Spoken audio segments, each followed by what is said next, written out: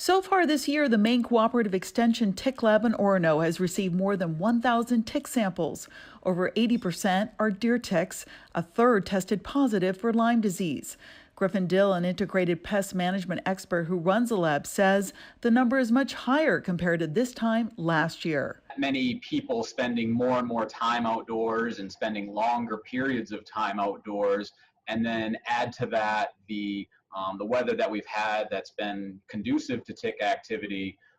It's really been kind of the perfect storm for human and tick encounters. Dill says the majority of ticks are coming from known hotspots, including southern Maine, the Midcoast region, and Bar Harbor. Only a few have trickled in from western Maine, and none so far from Aroostook County. Dill says adult ticks are more active right now. Nymphs, which are the size of a poppy seed, will emerge later this summer.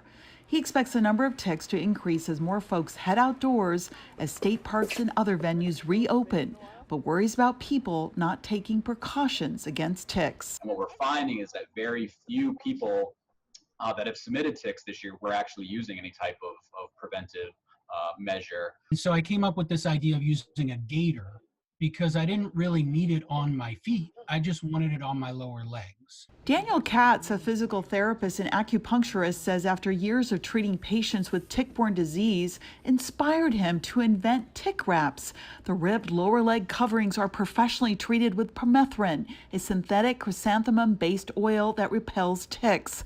They come in adult and children's sizes and can be used as arm coverings while gardening.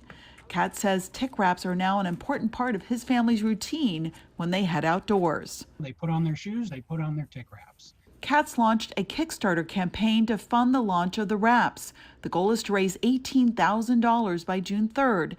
Tick wraps are expected to be available online by the end of June, when the tick season is in full swing. We're just trying to keep people as protected as we can. Another tool to help prevent the spread of tick-borne illness. Vivian Lee, News Center, Maine.